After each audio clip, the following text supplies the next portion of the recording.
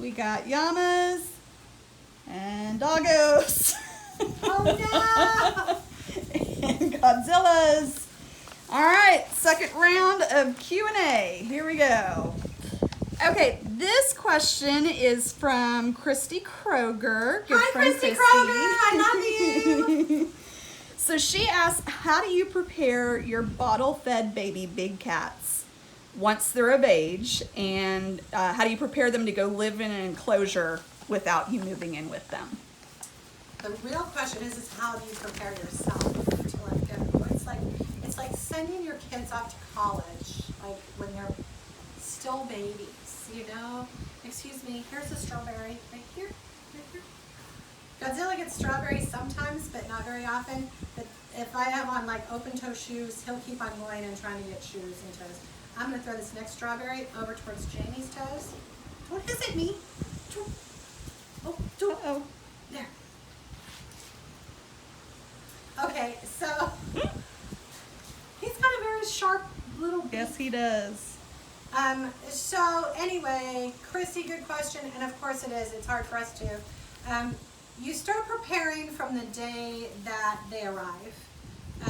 You start preparing them to be dependent on each other rather. Sorry about the dust. You try to prepare them to be dependent on each other. I don't like raising babies alone. If we do get a baby in alone like Zara, we tried to find Amika real fast, so she didn't have to be by herself. The more animals are dependent on people, the more difficult it is whenever you have to take them from a human environment and then put them out in an enclosure. So it starts really young. Give them as much love as you can and attention, but try to make sure that they bond, if not with another of their own species, a dog or other animals. It's really, really super hard when they're little. Of course, when you're bottle feeding, leave them alone. The Pez dispenser is moving on. Pops. Yeah, you just prepare from day one. Just making sure that you don't immerse them in your life so much. Hard, very hard to do, but we do the best we can. But I think the most important thing is knowing that they're always going to go out, making sure that you spend a certain amount of time away from them every day, putting them outside as soon as the climate is able and they're physically able to go outside. They need to start going outside and being alone, or being with their own kind, like I said. And then slowly putting them out in the daytime and then moving them back up and maybe moving them from the yard out to a bigger enclosure, back and forth until they're ready to just let go. And generally that coincides about the time that they start eating like large quantities of things, like an entire calf body, so like an entire carcass rather than just a leg quarter. So then they get this whole new thing of eating this really special thing, and they start understanding what it's like to be a tiger. They get a little bit more of the possessiveness.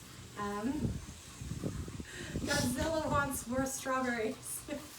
A little bit more of the possessiveness, more of I'm a big tiger now, and they kind of at that same time they kind of work their way into. I see you, but I'm all strong. I don't have some more straw. I know my fingernails are pink. Ah, there is one little strawberry piece right here. Here. Oh gosh. We need to build him a ramp. Yeah.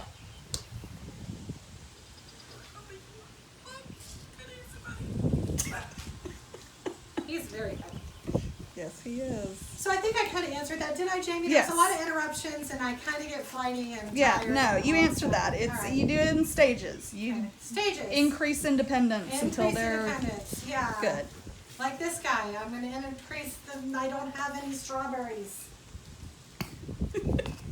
All right, next question. Oh gosh, he's gonna bite your butt. He's gonna bite your butt. I'm not scared of him, but I want him to be able to turn without me.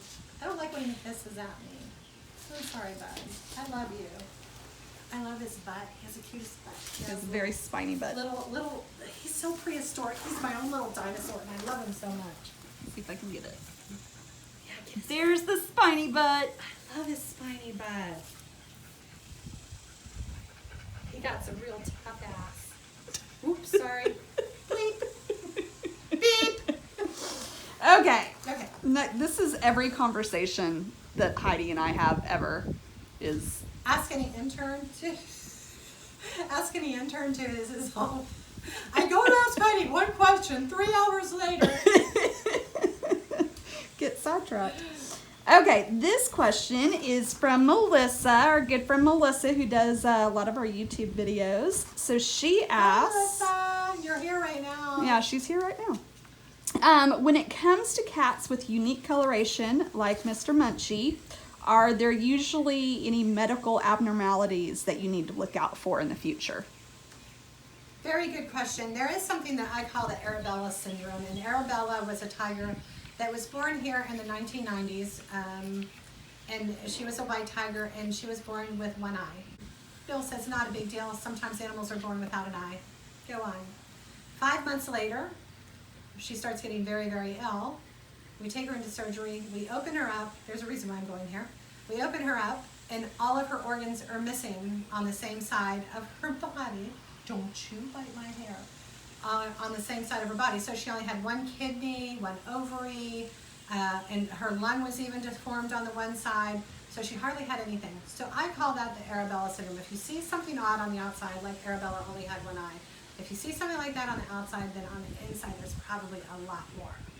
Now Munchie, on the other hand, he is a golden tabby. The gene pool for a golden tabby is about the size of a spit wad, not a pool.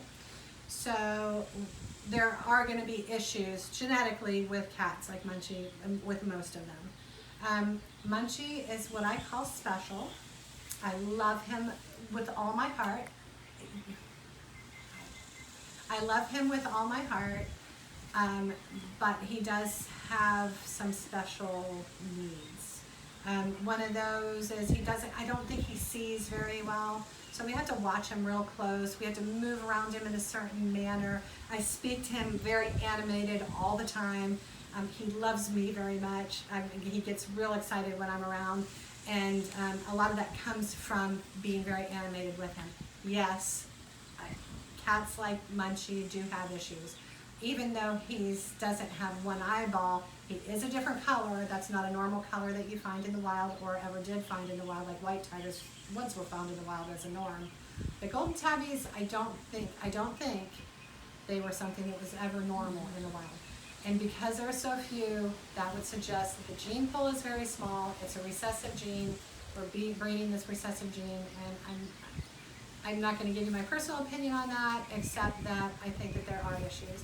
Godzilla is taking over Poopy's space. Oh no, Poopy! Oh, come here, Bubba. Aw. Come on. Zilla.